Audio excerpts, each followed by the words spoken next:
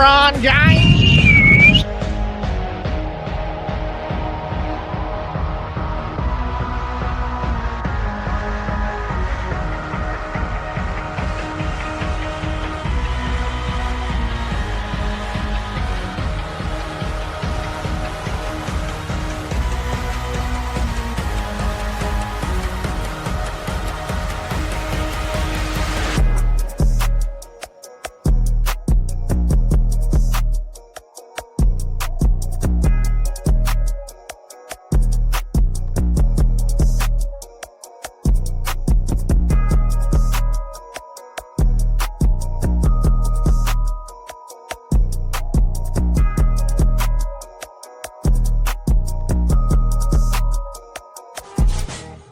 Welcome to Tigers Untapped, a Bluff City media podcast. Stepping up to the microphone are your hosts, Trey Lasley and TJ Willis. Now, let's get to the show.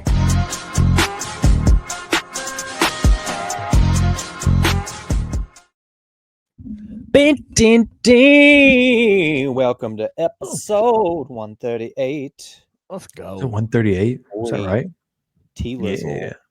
with TJ and Kenneth. The vape god. Vape. Double clap. Oh, fellas. You know what's in the air besides just unbearable heat? What is Kenny's that? Cotton candy vape cloud? No. Football is the answer. Oh, so Kickball? Football. I kid. We got a Monday night game on right now between the Bengals and the Commanders. Ooh. Who's winning? What's going on? The Bengals are winning 28-17 with 7:21 left in the fourth quarter. Jaden Daniels sucks. Ladies and gents, tonight's brew is by Flyway Brewing Company, based out of Jackson, Tennessee, but brewed and canned here in Memphis. Nope. What? They're not out of Jackson. They're out of Arkansas, The you silly. Jackson one. No. What's That's the Flyway's from Arkansas. Oh. Jackson's the one that's like from the delicious pizza place, Rockin' Dough. It's like what's it they have called? like the rivalry IPA. Whatever. That's the Well, first one. apologies to Flyway. We got a Honeybird this evening, and I couldn't City. think. Hub City. I couldn't think of a better summer brew. I mean, just look at the can on that, Kenneth. It's beautiful. Does that not scream 155 degree heat index beer? It would Something fit. like that. It would fit the city of Memphis perfectly the last couple of days. Yeah, I've got good news. Not only next week is Tiger football coming, but cooler temperatures are coming. Ugh.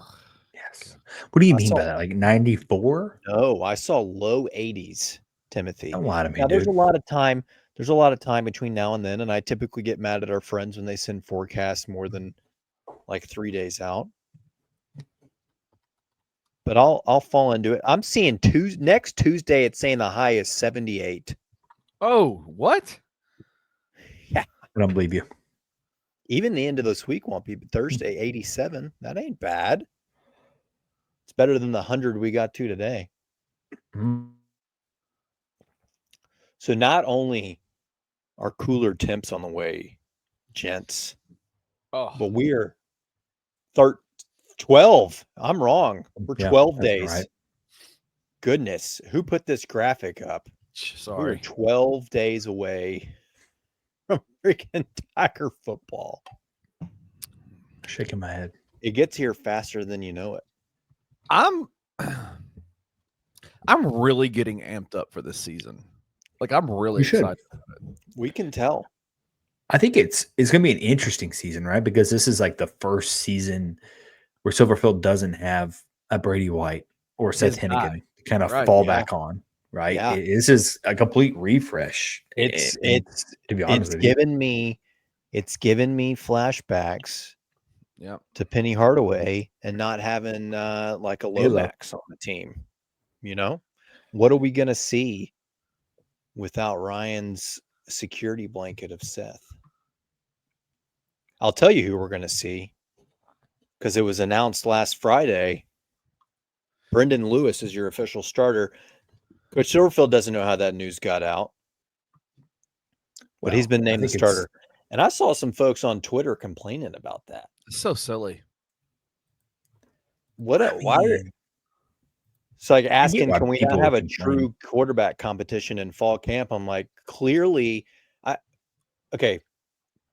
Outside of us knowing that Seth is the starting quarterback, has Silverfield ever come out? Has it ever come out like, I don't know. You think back to Seth and Grant Gunnell's first year, the expectation that Grant would be the starter. Now I know injuries and things played in a part of that, but like he was keeping that tight to the chest until last second possible.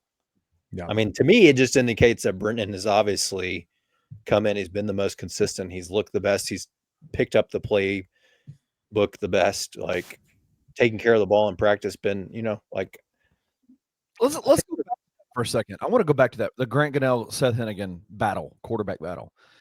Coming into the season, it was Grant Gunnell's job to lose. He was a quarterback. Wasn't he freshman of the year in the Pac-12? Like he was like coming in, it was a highly sought after coming in.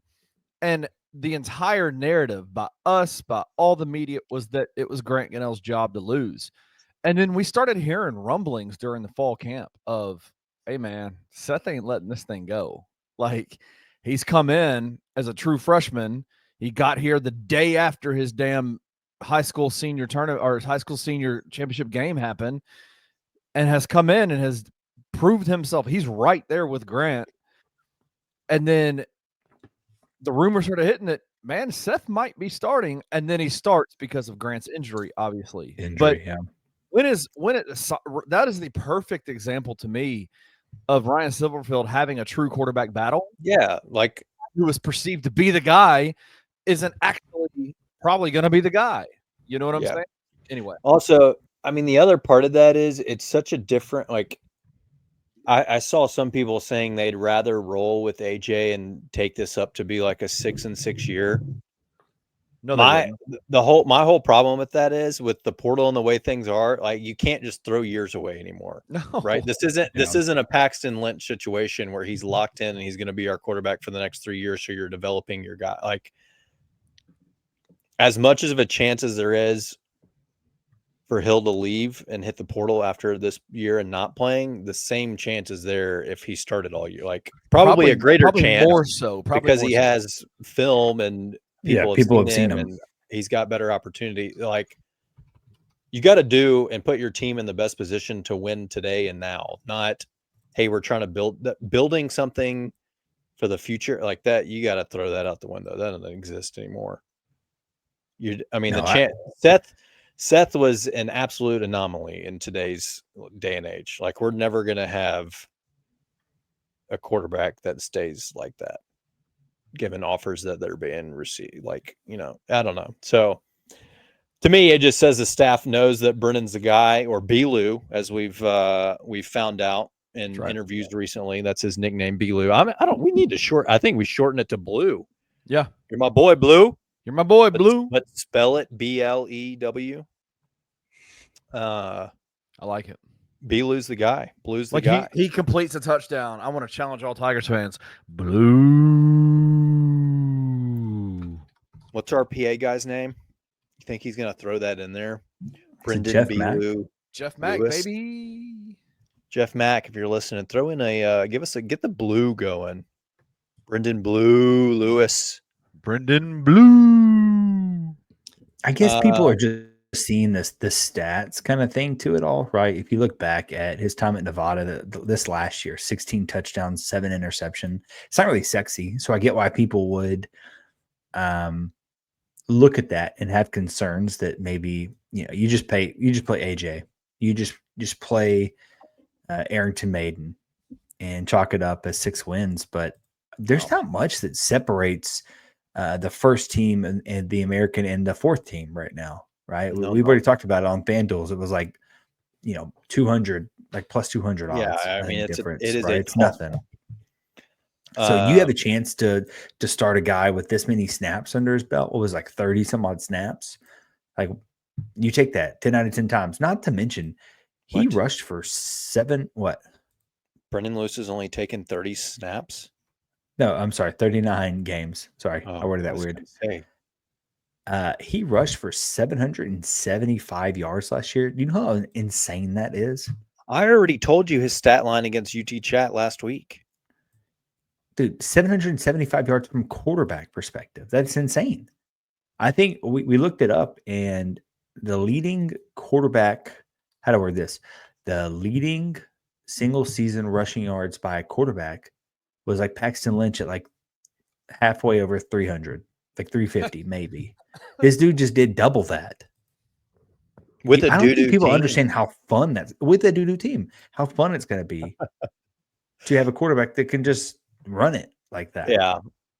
I don't know. I think the concern, like you said, people are just, he's not a proven winner, I guess, but it's also like, you can't put all that on the quarterback all the time. You got an entire defense. You got players all around him.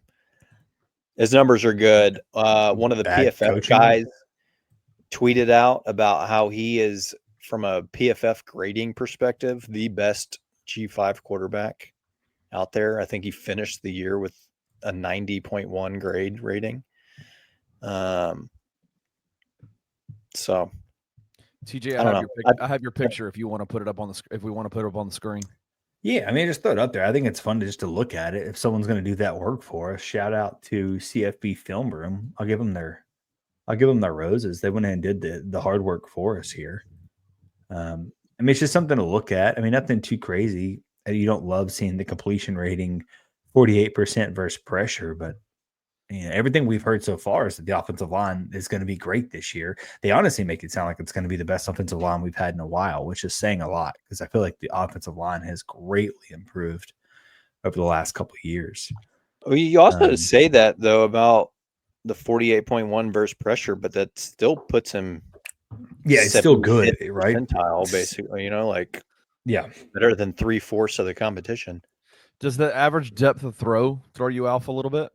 Like, are you all kind of concerned about that?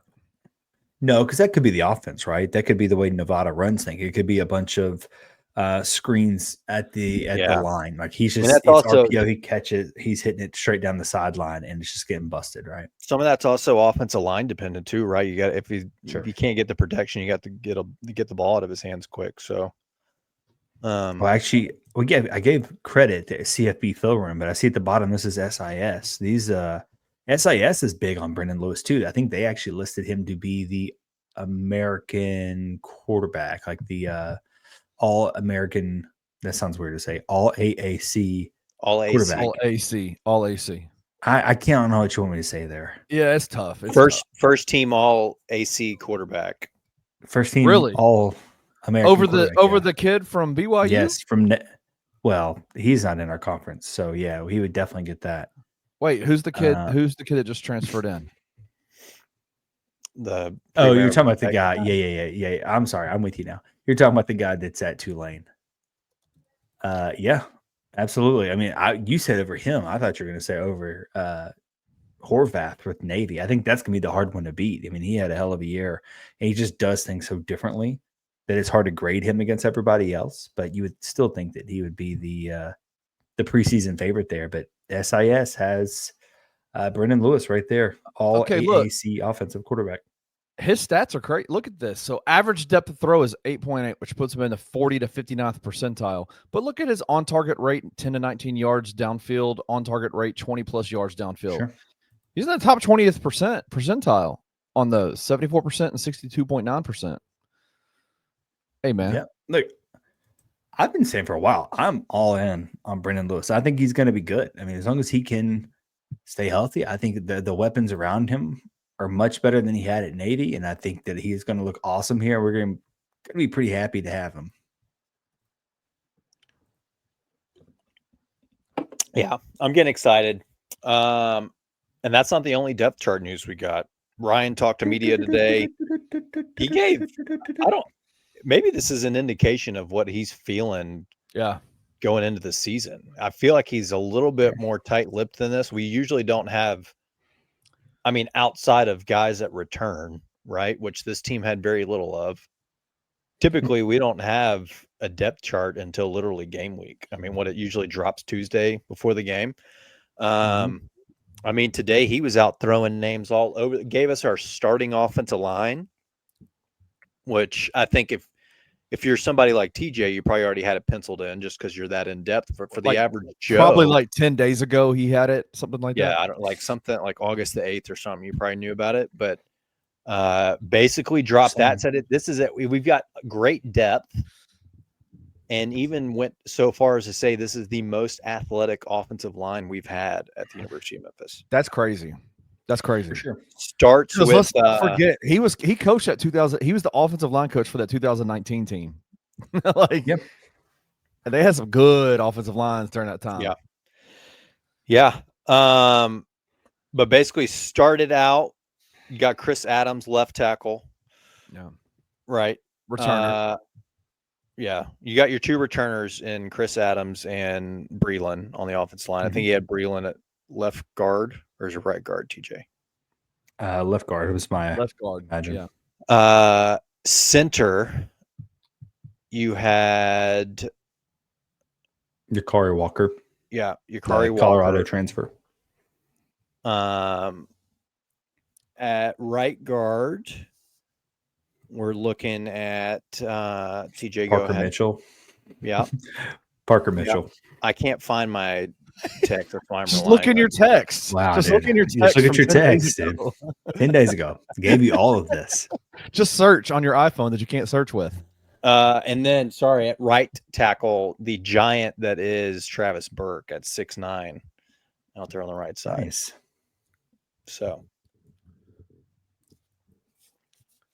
you got basically the two returning starters are going to be protecting Brendan Lewis's backside, basically.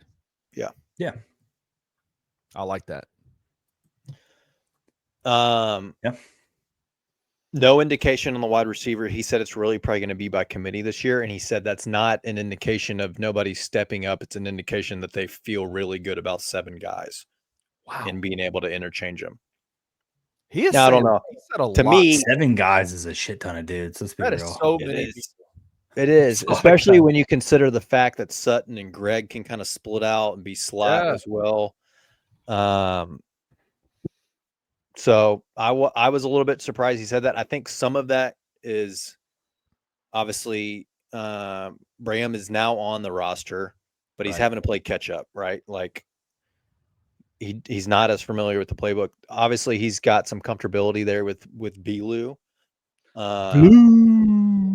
But basically what Silverfield was saying is like the first couple of weeks, don't expect him out there for 70 snaps a game. Like he's not going to, the conditioning's probably not really there. He doesn't have a full understanding of all the wide receiver spots. So right now they're just asking him to pick up on one spot just to learn and iron out one spot for now. But really by committee there, defensively, he named Puda Walker on the defensive line. I don't know that he said he's a starter. He just said he's been impressive. And then went so far as to say you need to write this name down because he's going to be special if he can stay healthy. I guess he's had some injury issues. I don't know if that's in relation to fall camp or what. We obviously know William Whitlow is going to be down there starting, but then said we need to write down Jalen Bell's name. So what's his track record of calling out specific guys and then performing? He did the first time I ever heard him do it was with Caden Prescorn. Remember? In fall camp came out and said Caden Prescorn is going to be a guy that everybody should pay attention to.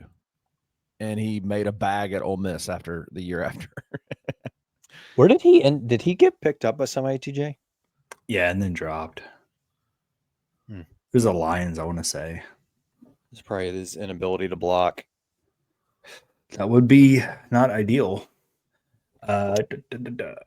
Yes. So he has, going back to him, Jalen Bell, that is, has had some injury issues before. Looks like 2023 when he was at Tennessee State. He was hurt in the season opener against Notre Dame and then was out for the rest of the season. So that's obviously not ideal. He returned in 2024. Tennessee State only played in 4 games there. So did not make much of a splash at Tennessee State. So it does look like he I mean, actually, you know what? I would say for 4 games, he did pretty damn good. 22 tackles, 13 solo, 5 for a loss, and 2.5 sacks in 4 games. The more you think about that, like you spread that out over. I was like thinking on the whole season. I was like, wait, I just said he did that in 4 games. He got 2.5 sacks, on the tackles line for loss. Yeah, wow, pretty good. That's pretty. You don't see those kind of numbers unless you're linebacker at University of Memphis most of the time, right? Yeah. Well, that's the scheme, though. That's just kind of how it's. No, 100%, 100%. Yeah. Yeah, that's pretty decent. And then also defensively, he gave out our starting corners, which was, I felt like, also a shock given that's no returners there in the defensive backfield. But said Chauncey Logan would start on one side. There, he said, I mean, he didn't say for sure. He just said they're doing a good job of locking those positions up. But Logan on one side and Cooper on the other. So giving away a lot. I also think he I'd have to go back and rewatch it. I think he mentioned Bryce Anderson for tight end as well, which is interesting. They like Anderson over Jerry Cross. Yeah, no Cross mention. Well, I think they're kind of different in the way they do it. I don't know if you've seen Bryce Anderson. That's a big dude. He's like a corn-fed, like Midwestern guy. Yeah, not to say Jerry Cross isn't, but he's a big kid. He actually Anderson reminds me of a more fluid version of Lanfear. So he kind of does what they want him to do, kind of thing. Yeah, he's at 6'5", 250. Sure. Oh. Jerry's got 25 pounds on him, 6'5", 275. Yeah. He's a freak athlete. I think it's more of a technical thing with him that he can't get figured out. I mean, that's kind of the knock on at Penn State. So I don't know. I felt like we got a lot of info today, 2 weeks before kickoff, which I don't feel like typically happens. We're usually kind of guessing around this time, but Ryan's feeling pretty good, huh? Getting a pretty good indication of who's going to be playing where. And just EA, if you're listening, we know that you are. He did mention both Greg and Sutton having high expectations and not a single word about Frank Passant. So any moment that you guys want to update the roster so I can actually use our starting running backs would be phenomenal. We greatly appreciate it. You know, one thing that, just to throw it out there, since we're talking about both Chauncey Logan and Omarion Cooper, 6'1", 195, 200 pounds. That's it. Those are big guys for Kobe corners. Minor. That's a Kobe Minor size. Yeah, that's a big. That's a pretty thick kid. He's thick. Cooper obviously started out at Florida State before going to Colorado and then back to Memphis. And for those who aren't aware of Chauncey Logan Jr., looks like he was at James Madison before coming to Memphis. So 2 dudes that have started at previous locations before they landed here. So we got some at least some snaps underneath our belts, you know? How we do. Which all of this talk leads me in to my next question before we take a break, fellas. I think you've alluded to it already, but are we sleeping on this Tiger football team?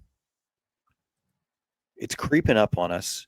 I don't feel like there's a whole lot of leading into last year. There was a ton of hype and excitement, right? You brought back your entire team from the previous year, basically.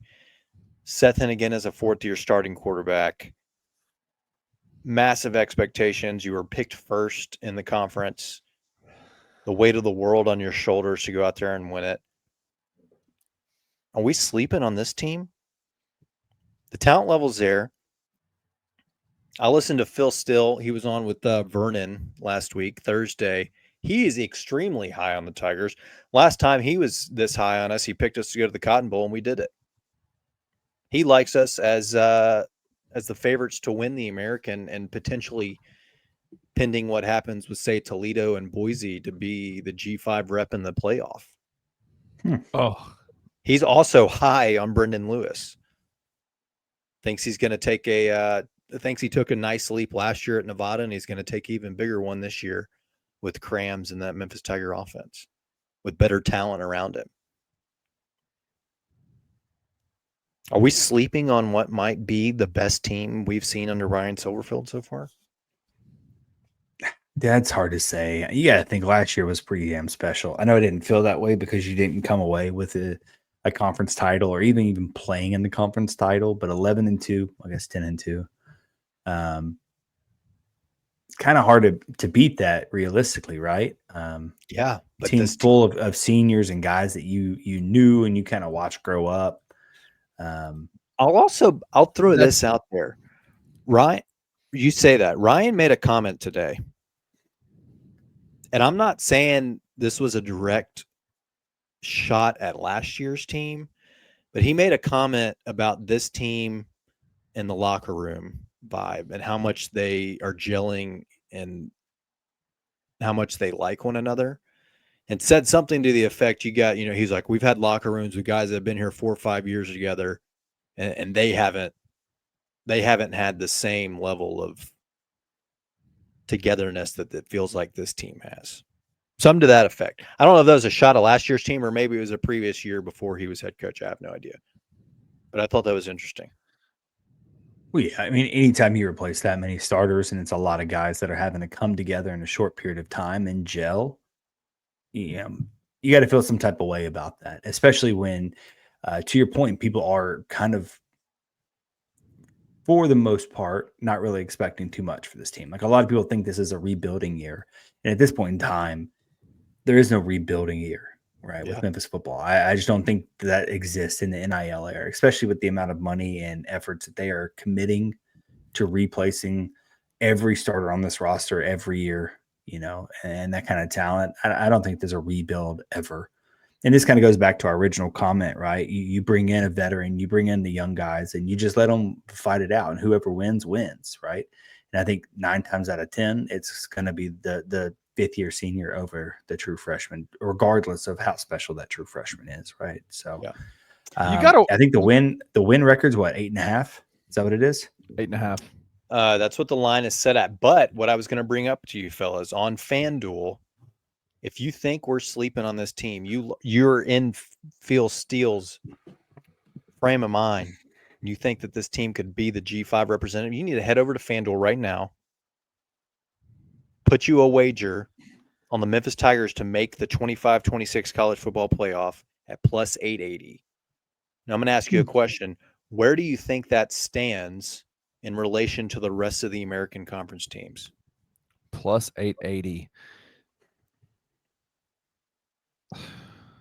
FanDuel had Memphis as the second highest rated G5 team in the whole G5, right?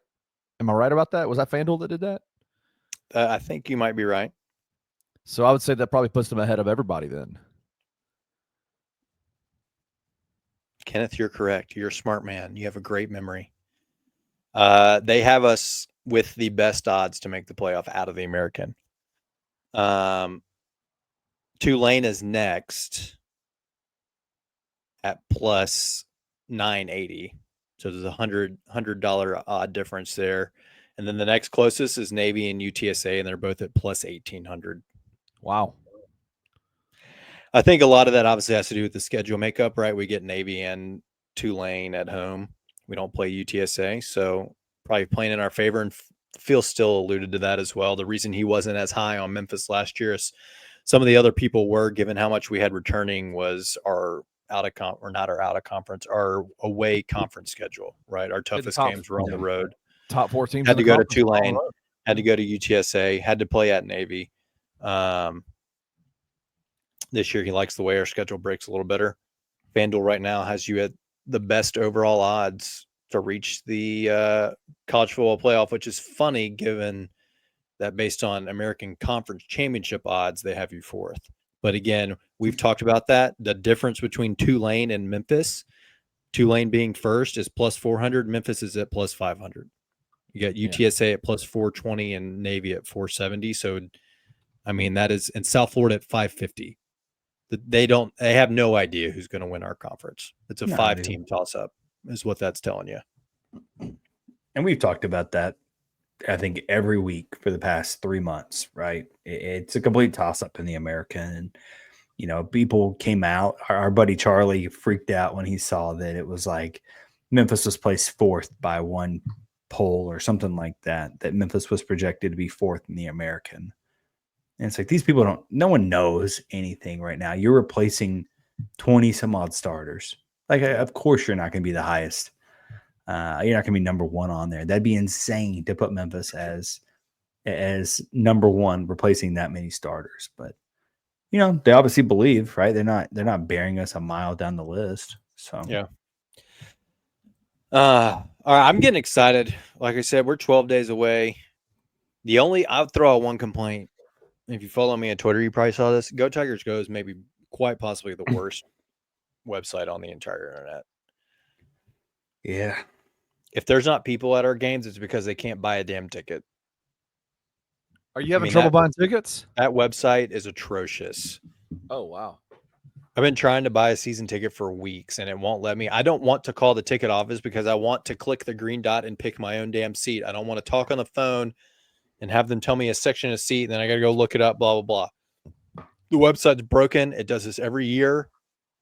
You can't even purchase by price. I can't even go in there and say, hey, I want to sit in this price. It gives you an error message. I think they may have fixed it by now, but it's been a horrendous experience. Can we move away from Squarespace.com, whatever it is? Site but server. Shout out to Chris Condit. He's been very responsive. I think he's gotten the issues resolved. Last I checked, the only problem I'm having, if a single game ticket is sold, I think it should disappear from the season ticket selection because you have to click on green dots until you find one that's available. If they sell one single game ticket, you can't buy that season ticket, but it still shows as available. So it doesn't let you know you can't do it till you've loaded your screen. Anyway. We should try to go buy season tickets right now. I mean, you can. You're just going to have to click on a million green dots until you find I want to share. Let's share your screen and you go try to purchase your tickets right now. All right. I'll show you what happens. All right. Dude, moment of silence, by the way, for Cortland Marsh out for the season. Oh, gosh. I meant to bring barely knew ye, man. It's the worst. I do think he can get a medical waiver. I mean, we see dudes getting 9 years of freaking college. Yeah. If he wants it, I think he'd be eligible talked for about that today, but obviously there's a lot of time in between now and the beginning of next year. Kenneth, are you seeing my screen? Here we go. I am. Yeah, we see it. Just make sure your credit card information's not showing. I'm not doing anything like that. I don't even think I'm logged in. I'm just going to show you how atrocious this is. Okay. Also, at one point last week, it was showing that every single seat in the stadium was available to be purchased, which is not true at all. All right. Now they at least fixed that. Wow, this is way back here. Now that I've said all this, it's probably totally fixed, and the first one I click is going to work. But we'll try this one. Yeah, and you need to apologize. Thanks for making them better. I'm not apologizing. I helped them. People probably been trying to buy tickets for weeks and haven't been able to. Okay, it's working fine now. Forget it. Shout out to Chris Condon. It's not embarrassing. People know. It happens every year. But they fixed it now. Anyway, you're welcome for calling that out. You probably sold a bunch of tickets in the last 4 days. Now let us have a TJ and Trey interview Ryan Summerfield I don't know. Just give me a parking pass at least or something. I don't know. I will say I saw the video of Ryan the Answer other our phone day. calls and our emails. Trey fixed it for you. He sold you a bunch of tickets. Answer Were you our able to phones. get credentials or no because we curse? Not, I don't know yet. We'll find out soon. When are you supposed to find out? I don't know. We're definitely not getting it after last week's title.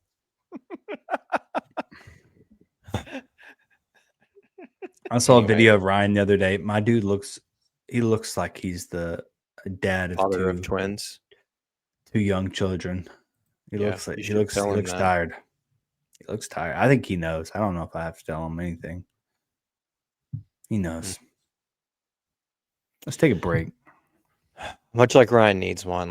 We'll take a break. When we get back, one of our 2 bigs committed today, signed officially. We'll talk about that. And then we will be back with it's week 0. College football is here. And Thunderpicks Fade TJ, brought to you by Fanduel, is back. I cannot wait for that segment. I am so excited about this. We'll be right back.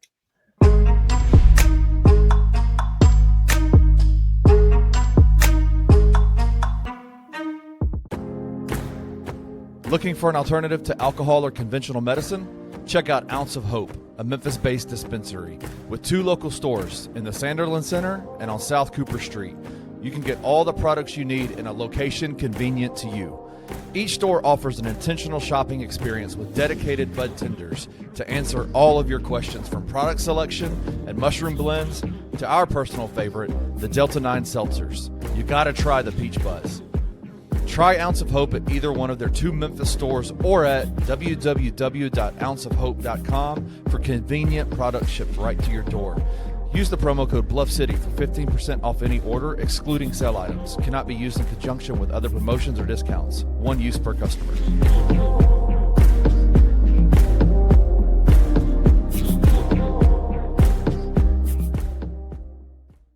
If we just do better, like last year, you remember how many games we lost? And I got sick and tired of all of y'all, looking at all y'all in the comments and everybody on X in November and December, where I'm like, guys, we're losing to Portland and we're losing to Chicago and we're losing to Brooklyn. This is a bad sign.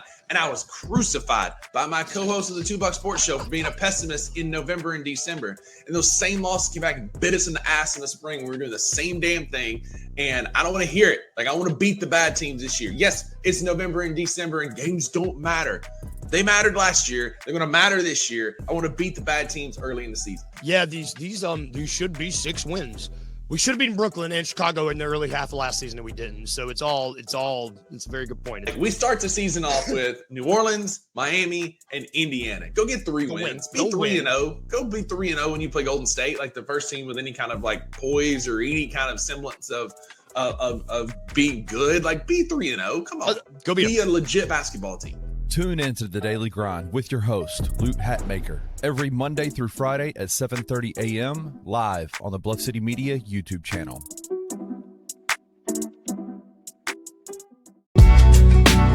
In the heart of the Highland Strip for 27 years, Trilogy Tattoo has helped tell stories for Memphians for generations. Located at 530 South Highland, Richie and his team are waiting to help you tell yours. From tattoos to piercings, your body art should be as unique as you are. Voted a Memphis Flyer top 3 tattoo shop in the city of Memphis since day one. Your story will be safe here at Trilogy Tattoo. Open 7 days a week, Monday through Saturday, 11 to 11, and 3 to 11 on Sundays. They have convenient times waiting on you. Let Trilogy Tattoo help you tell your story.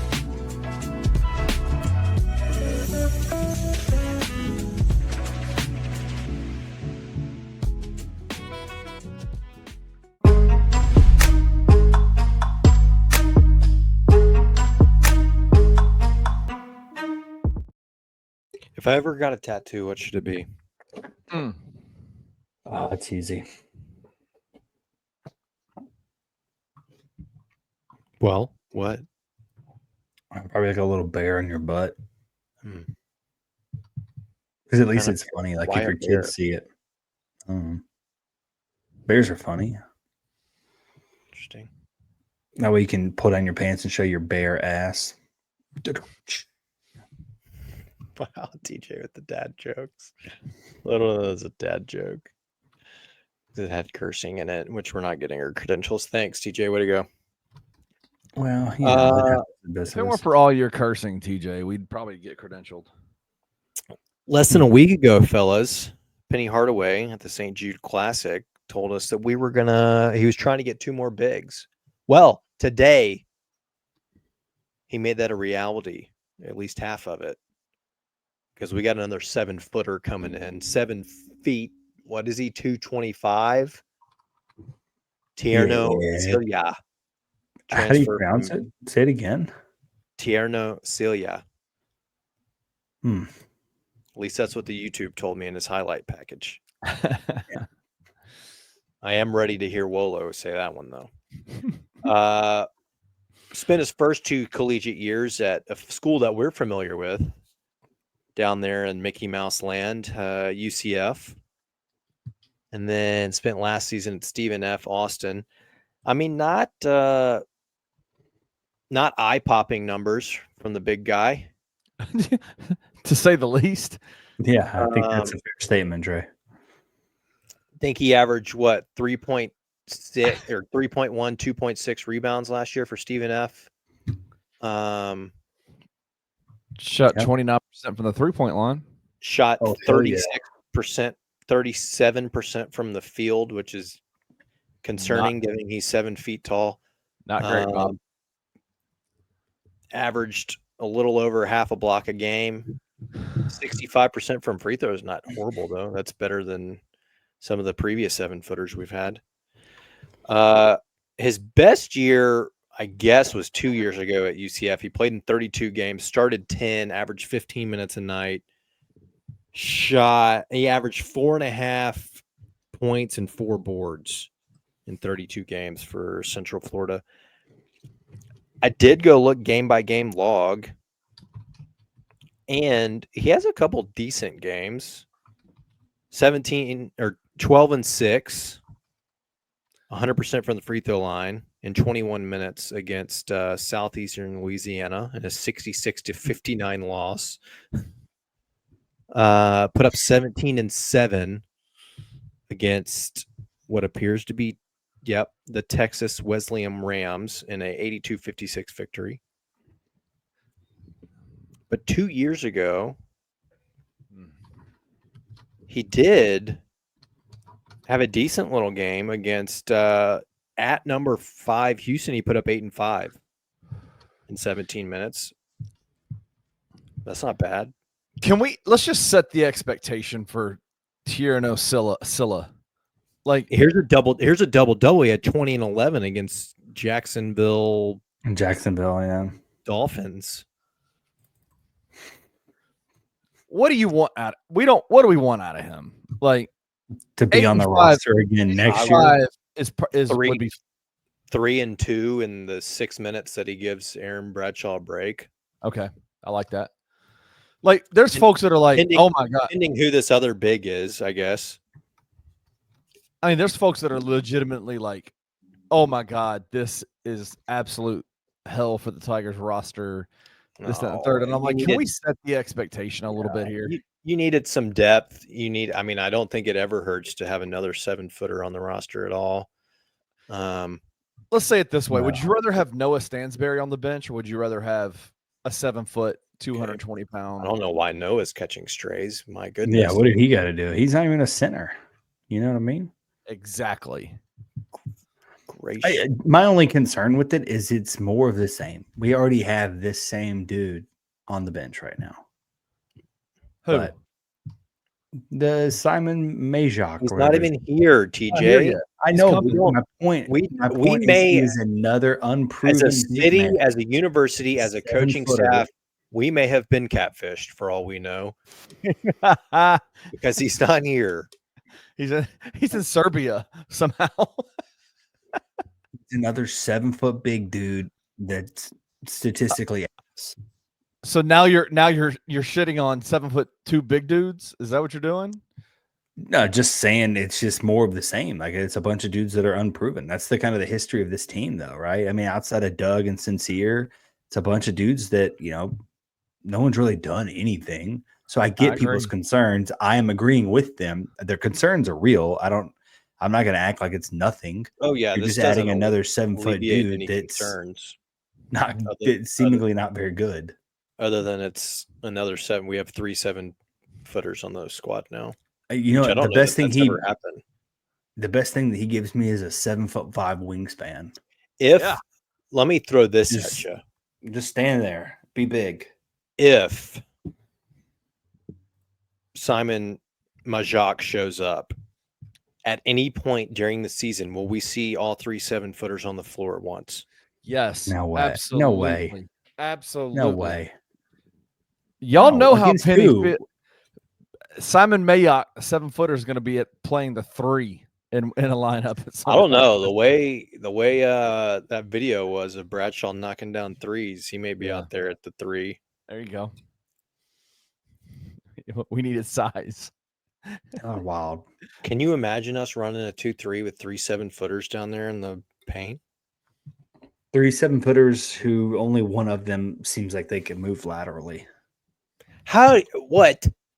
That's ridiculous. That is ridiculous. I don't think. I say no. I'm gonna stand strong on that. That's a no. I That don't- you're not gonna get all 3 at once. I don't. Yeah, I don't think that would ever happen.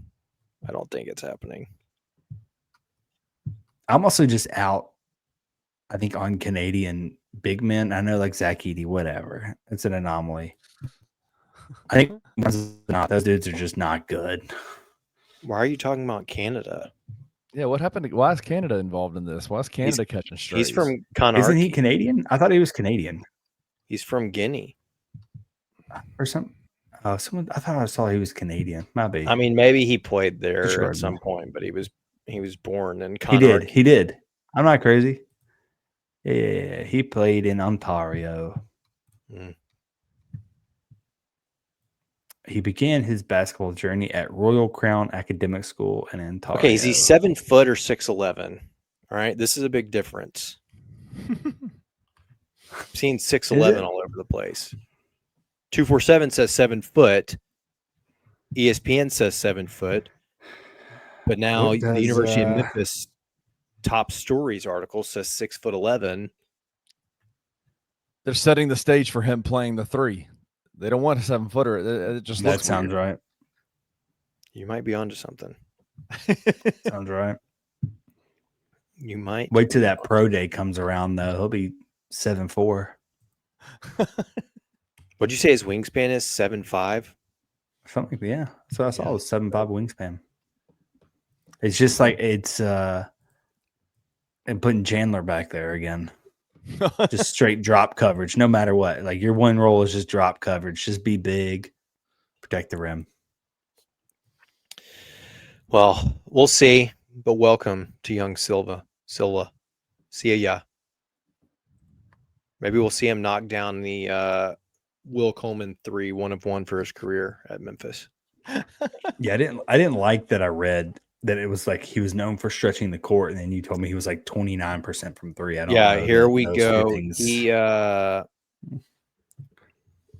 He's not shy about taking it. It looks like he took 3 against BYU That's a 2 problem. years ago.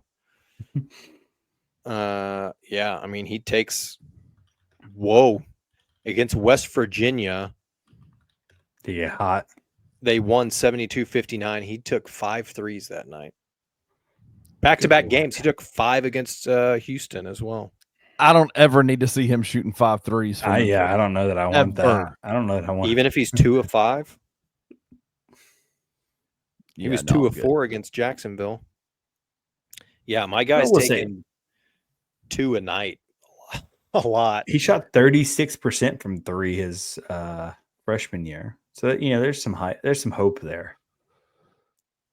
The most he took last season, he was 2 of 4 against New Orleans in an overtime win. He took 4 a couple times.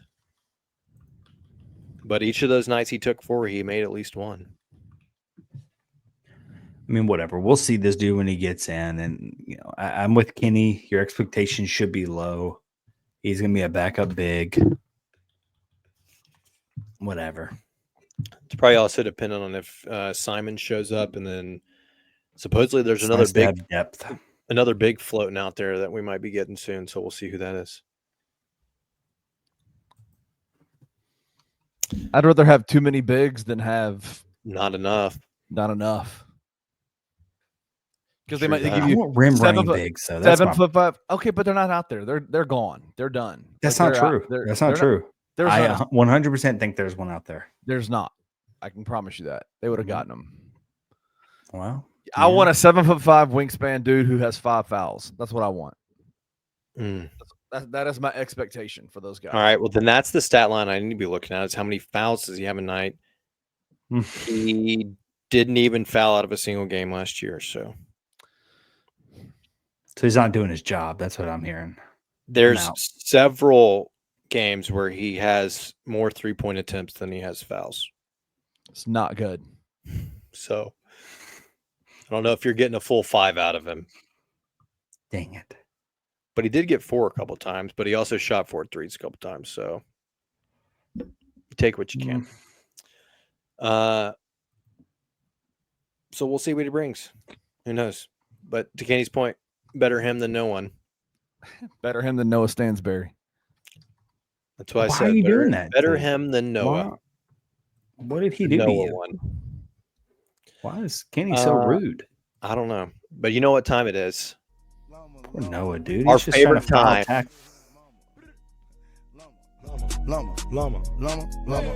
I don't know. It was that time. Dang, we hadn't been reading Llama Llama over in the Lastly household in a little bit. We go through phases, but it is Thunderpicks Fade TJ brought to you by Fanduel. Week 0 is here. We have real life college football on Saturday. Somebody said this is the first. We won't go another Saturday until January without a college football game. Oh, It's not That's the best crazy. thing you've heard in a long time. that is fantastic. Dude, I just want to say we are heading into week 0.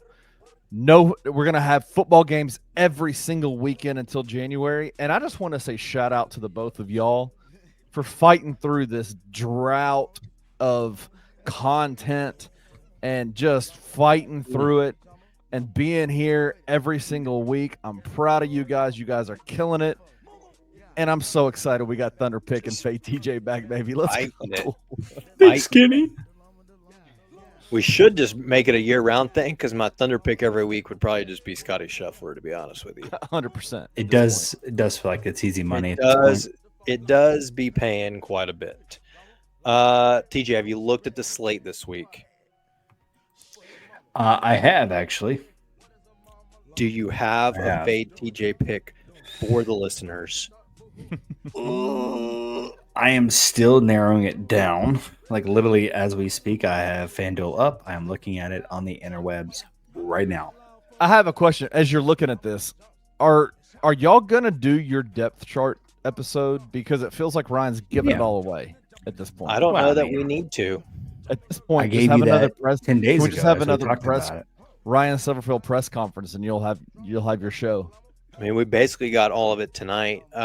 We will have schedule prediction full breakdown next week. Oh, I guess we could do a quick depth chart. I mean, you got a lot of it tonight. Yeah, I think we know. But next week, mostly football, unless there's big news, will be full schedule rundown prediction app.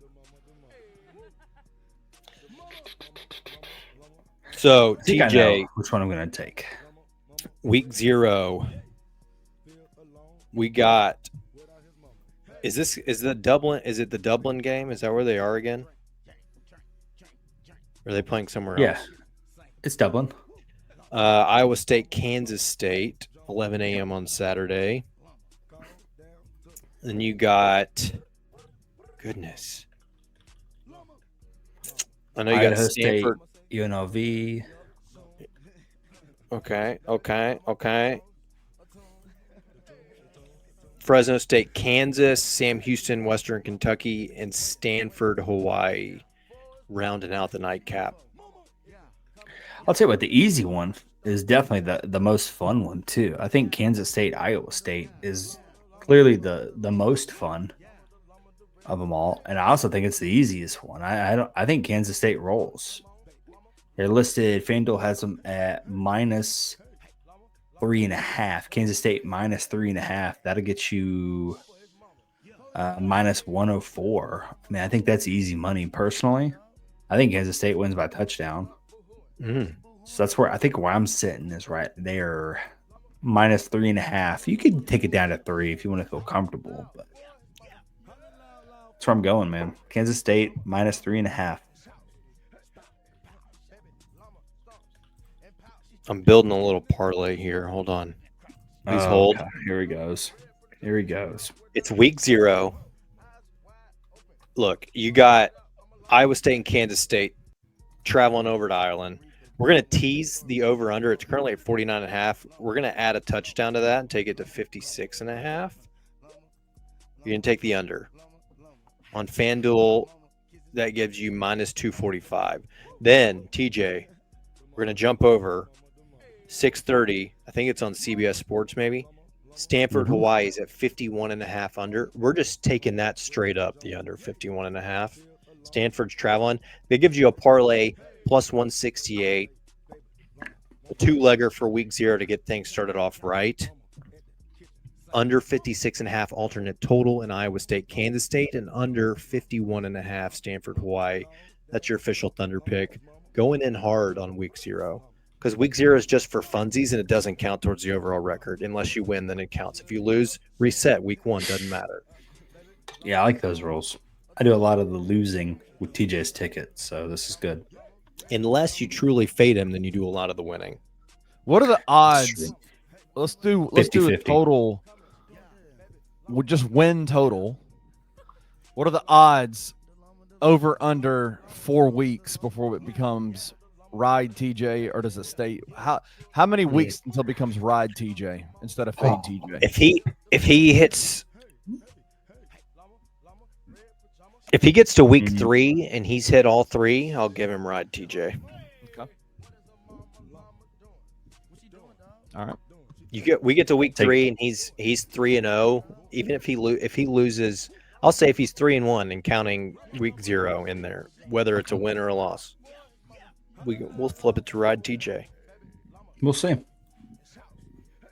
You know what I mean? And then obviously there's always the 50-50 TJ as well. Once he gets in there, That's a good point. by week 6 we could be back to 50-50. Week 9 it could I be like to back keep to on 50. your toes. That's all.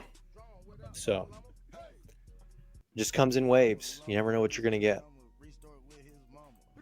until you get it, and then you know. It feels good to be back, boys. It's so good to be back. I'm so happy. good. I'm so happy right now. Feels so good to be back. Llama. All right, TJ, you want to jump into this Honeybird? Yeah, dude. Oh, Lord. Good thing I drank all mine. Someone's made a mess right there.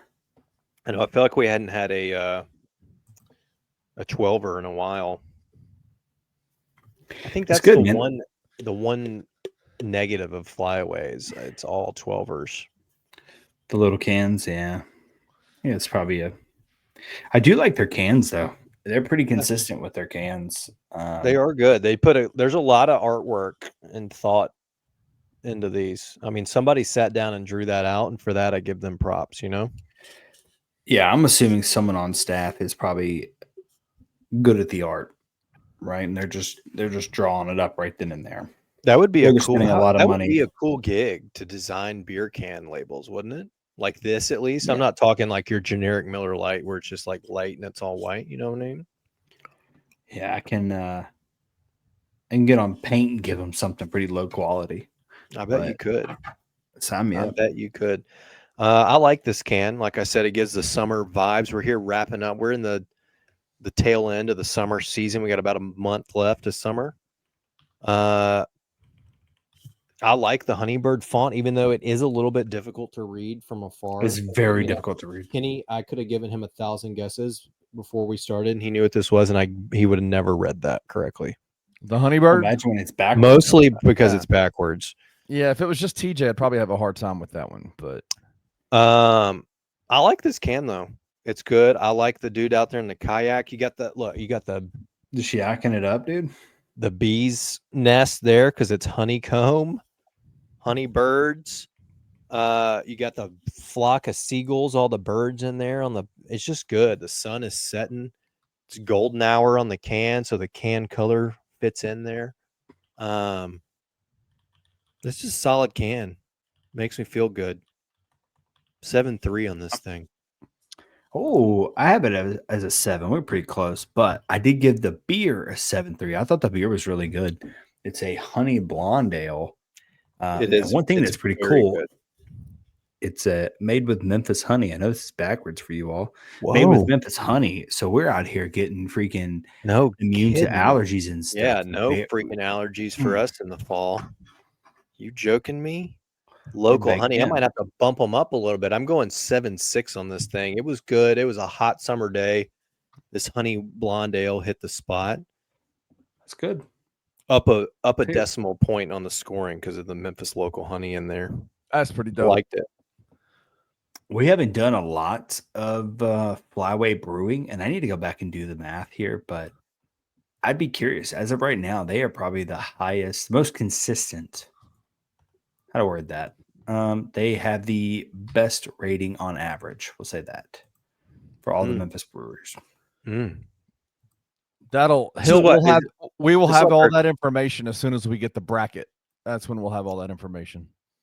You want the bracket, jackass? I'll load it to this chat right now. This is our 3rd or 4th Flyway, right? Is it 3rd or 4th? I know we did Blue Wing. We've done Honeybird and Blue Wing. That's all I got. Didn't we do a Blue Wing light or something? Nope. Or is that coming? I just gave you that today. Yeah, I gave you that today. Way to spoil it. Well, it's all right. Well, now the listeners, they can get it. Go ahead and get it. So the episode they see we're drinking it, they can drink it along with us. That'd be fun. Never thought of that, did you? No, I did actually. I tried giving away a 6-pack last year. Oh, you did? Yeah, and then I drank it myself. Remember that? Hard to give it away when you drink it beforehand. Hard to do. My intentions were good. The intentions. Well, gentlemen, it's been a pleasure. College football is back. Week 0 is here. Rejoice. Almost. Be glad. Enjoy every moment because it'll be gone before we know it. Not till January. Yeah, but it'll be here quick. So come back next week. Game week. Holy cow. We'll have a full schedule breakdown. We'll dive into it. Come with a cold beer, shave and hot takes. We're out. Peace. If you enjoyed this episode of Tigers Untapped, leave a rating and a review wherever you download your podcasts. Like and subscribe at Bluff City Media's YouTube page.